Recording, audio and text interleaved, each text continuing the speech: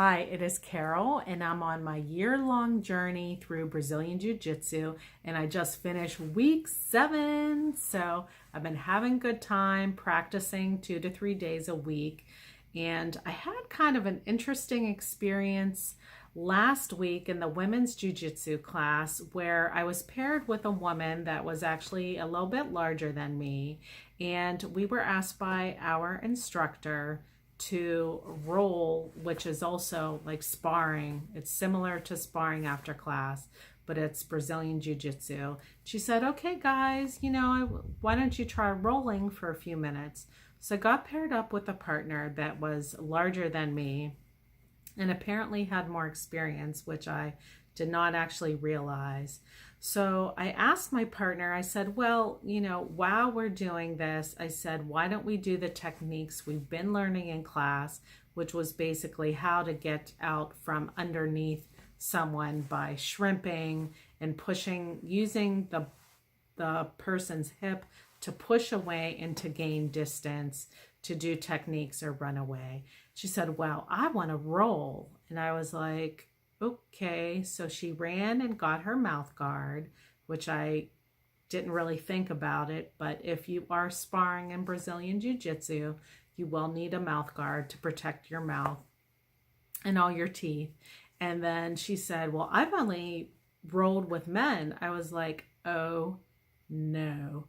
So after we rolled for a few minutes, and basically I wound up inside her, mounted guard, and I was basically pinned down and my arms were kind of, flailing about, and the instructor came over and instructed me what to do if that situation happens and you have to work from the ground.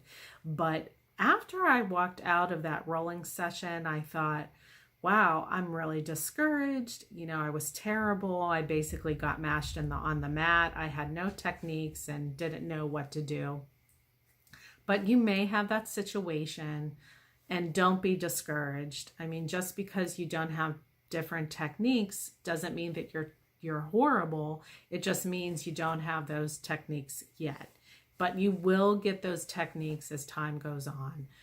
So don't be discouraged and keep going to class so you can learn the techniques, and your instructors will come over and help you. The person that you're rolling with will help you. If you can wait to roll, I would definitely wait to roll. And some people don't do it until about a year out, until they really feel comfortable. That's when you should start rolling. So what to do in a situation where someone is like, yeah, I want to roll, and you're like, what? I don't really want to. And they can't really seem to take no for an answer. Sometimes, I'm not saying you have to put up with it, but you could stand your ground and be like, no, I'm just not comfortable with that. Let's just do the techniques we've been working on. Or you could be like what I did and just be like, well, I'm going to get mashed. And, my instructor was great. She ran over and showed me some techniques. If I am in this situation, which I would be on the street if someone was trying to attack me, like, what do you do in those situations? And you have to learn how to be comfortable in the uncomfortable. And that's part of Brazilian Jiu-Jitsu. Not only is the techniques learned of how to gain distance, which is very important in this art. Even a centimeter or an inch can give you enough distance so you can pull out different techniques or execute different ones, or that you can at least push yourself away and get away from your assailant. So distance is very important. If you're just learning that by being mashed on the mats and, trying to figure out how to gain wiggle room or how to use their body parts or your body parts to help get away, then so be it. But don't be discouraged. Keep on going. Don't feel like, oh my gosh, this person basically sat on my chest and I had no idea what to do. You really have to look at the stature of the person, what size they are, and figure out, look, I didn't give them my back. They couldn't execute certain techniques on me, and that's a win. You just have to look at it that way. So Another, so that's what happened kind of last week in the women's class, which I still love, and I'm really learning a lot just at the women's class. At the regular classes, I'm still practicing with women. I'm very comfortable with that, and learning techniques with people my size is helping my confidence also. And the instructors always come around to make sure that we're doing the techniques correctly. So don't feel like, oh, they just showed me this technique 3 times and I'm just supposed to know it automatically. They will come and help you. So that's one good thing. Another thing, some people think, should I do karate? Should I do jujitsu? How can I do both? Like, first of all, martial arts is expensive. It can be expensive depending on what studio you're going to. So you may need to choose whether it's kickboxing or jujitsu or karate. And there's so many other different martial arts too. So you may want to go to several classes, see which ones you like, observe a class, try out a class, see the techniques, watch some videos, and see what you might be interested in. I have a very short attention span, so I like karate, and then I like jujitsu, and then I like to kickbox, or I like to do other activities. So that is perfectly fine. It's sometimes hard for me to switch from a ground art and switch the mental energy and ability to go to a stand-up fighting art. There's a lot of energy expended with karate, which I do expend energy in Brazilian Jiu-Jitsu. It's just a different type of energy. It's more of gaining space and gaining distance and how to position yourself with a partner. And in karate, you're doing it completely by yourself. It's very like you do jumping jacks to start, and then you're punching, and then you're kicking. So you are expending a lot of energy, and I kind of feel like I have to psych myself up to do that. And so there are different philosophies of the different arts, and you may want to investigate that by reading or watching videos, like I said. So it's not necessarily bad to cross train, but I find a lot of my mental and physical energy goes to the particular art, the particular philosophy, and the particular mindset.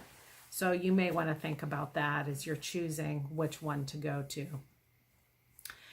Another thing that happened in my karate class is I am a master belt in karate, and I had another master that actually tested later than I did, stand in front of me in line. And typically in martial arts, there's a ranking order, and people are stand in line as they're going to work out in a particular way. And rank is very important in traditional martial arts.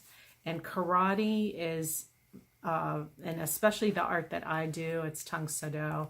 It's a very traditional, militaristic type of martial art. So people will bow to me as I enter in a room. I bow to my instructor. It's a very different type of philosophy than in Brazilian Jiu-Jitsu. In Jiu-Jitsu, we're playing music, we're talking during class to our partners, we're talking to our instructors. It's kind of a more relaxed flow. It's a very kind of flowy, dynamic martial arts. But karate is you bow, you salute flags, you salute other people, you bow to people that are higher up than you. So I tested for my master belt. I've been a master for about 2 years, maybe 3, I actually forget. And one of the masters that actually tested after than me, her and I were in the changing room, and her young daughter said, "Oh, Mom, I think Master Mullaney was supposed to be ahead of you in line." Because she was ahead, she went ahead of me, and I was in the next slot after her. which typically it would have been reversed since I tested for my master belt. But I told everyone in the room, I said, it really doesn't matter to me where I stand. I said, I can stand by the white belts. It doesn't bother me at this point. I'm just here to work out and figure out the best positions for me and how to work out the best way that I can and the hardest way that I can and the most positive way possible.